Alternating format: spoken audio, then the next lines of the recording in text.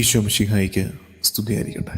ദർശനങ്ങൾ കൊണ്ട്, വെളിപാടുകൾ കൊണ്ട് നമ്മെ വഴി നടത്തുന്ന കർത്താവിൻ്റെ കാരുണ്യത്തിന് നന്ദി പറഞ്ഞ് ഈ ദിവസം ആരംഭിക്കാം.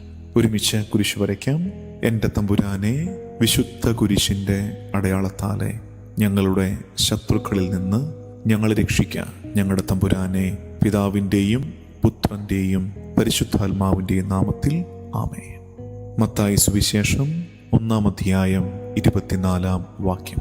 Mathew chapter 1 verse 24.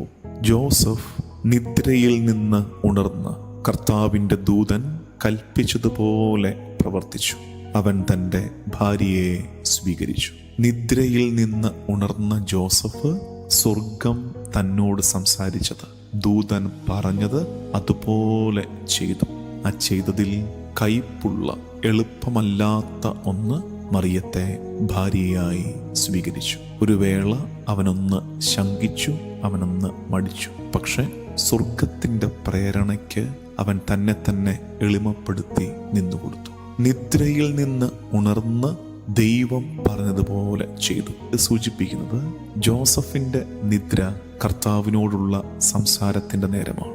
കർത്താവിനോടുള്ള സംസാരം, ജോസഫ് ദൈവത്തോട് എന്തെങ്കിലും പറയുക എന്നതിനേക്കാൾ കർത്താവ് പറയുന്നത് കേൾക്കുന്ന നേരം, പ്രാർത്ഥനയുടെ അനുഭവം. നമ്മുടെ പ്രാർത്ഥനകളൊക്കെ പറച്ചിലുകളായി ചുരുങ്ങിപ്പോകുന്ന ഒരു കാലത്ത് പ്രാർത്ഥന സംഭാഷണമാണെന്ന് അറിയാമായിരുന്നിട്ടും നമ്മുടെ പ്രാർത്ഥനകളിൽ ദൈവത്തിന് സംസാരിക്കാൻ ഇടം കൊടുക്കാത്ത ശൈലിയിലുള്ള പ്രാർത്ഥനകൾ ആവർത്തിക്കപ്പെടുന്ന കാലത്ത് ദൈവസ്വരം കേൾക്കുക നമ്മുടെ പ്രാർത്ഥനയുടെ ഉദ്ദേശമല്ലാതെ മാറിപ്പോകുന്ന ഒരു കാലത്ത് നമുക്ക് ജോസഫ് മാതൃകയാണ്.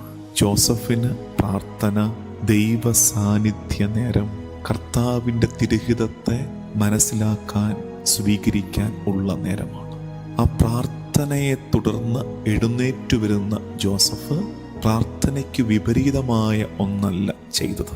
നമുക്ക് പറ്റുന്നത് നമ്മുടെ പ്രാർത്ഥനകൾ, ദൈവാരാധനകൾ ഒരു വശത്ത് നിൽക്കുന്നു. അത് കഴിഞ്ഞ് പുറത്തേക്കിറങ്ങി നമ്മൾ ചെയ്യുന്നവയ്ക്ക് ആ പ്രാർത്ഥനയുമായി, ദൈവാരാധനയുമായി ബന്ധമില്ലാതെ പോകുന്നു. പള്ളിയിൽ കർത്താവിനെ ആരാധിച്ച് പള്ളിക്ക് പുറത്തിറങ്ങി ജീവിക്കുന്നവരുടെ ജീവിതത്തിന് പള്ളിയിൽ നടത്തിയ ആരാധനയുമായി ബന്ധമില്ലാതെ പോകുന്നു. ആത്മശോധനയുടെ കാലം കൂടിയാണ് നമുക്കിത്. ജോസഫ് ആകട്ടെ നിദ്രയിൽ നുണർന്ന് കർത്താവ് എന്താണോ പറഞ്ഞത് അത് ചെയ്തു.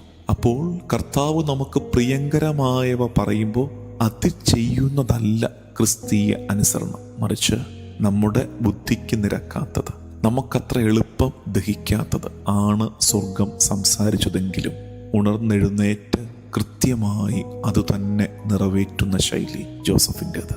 നമുക്കിത് വലിയ മാതൃകയും വെല്ലുവിളിയുമാണ്. അങ്ങനെ ജോസഫ് ദൈവത്തോട് പരിപൂർണ അനുസരണം, ദൈവത്രിഹിതത്തോട് പരിപൂർണ സമർപ്പണം നടത്തിയപ്പോഴാണ് ക്രിസ്മസ് സാധ്യമായത്.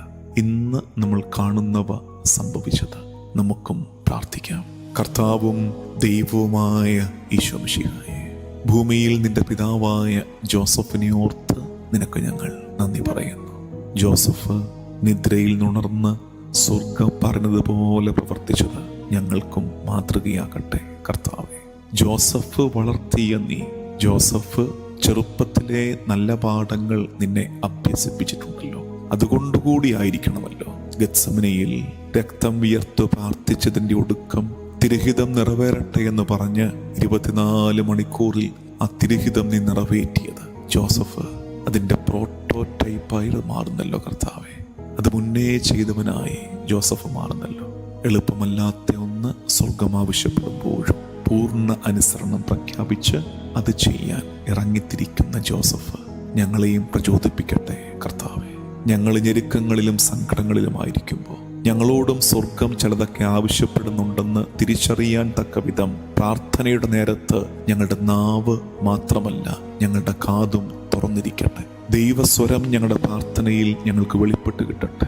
ആ ദൈവസ്വരം ഞങ്ങൾക്ക് പ്രിയങ്കരമായവ മാത്രം പറയുന്നവ അല്ലെങ്കിലും അപ്രിയങ്ങളായ നിർദ്ദേശങ്ങളെയും അനുസരണത്തോടെ സ്വീകരിക്കാൻ ഞങ്ങളെ പഠിപ്പിക്കണേ. ഞങ്ങൾക്ക് കൃപ തരണേ. ഈ ദിവസത്തിൻ്റെ എല്ലാ പരിശ്രമങ്ങളെയും അധ്വാനങ്ങളെയും കർത്താവിന് വിട്ടുകൊടുത്ത് ദിവസത്തിൻ്റെ ആശീർവാദം സ്വീകരിക്കാം. നമ്മുടെ കർത്താവ് ഈശോ മിശിഹായുടെ കൃപയും പിതാവായ ദൈവത്തിൻ്റെ സ്നേഹവും പരിശുദ്ധാത്മാവിൻ്റെ സഹവാസവും എന്നും എല്ലാ കാലവും കൂടെ ഉണ്ടായിരിക്കട്ടെ, ഇപ്പോഴും എപ്പോഴും എന്നേക്കും. ആമേൻ.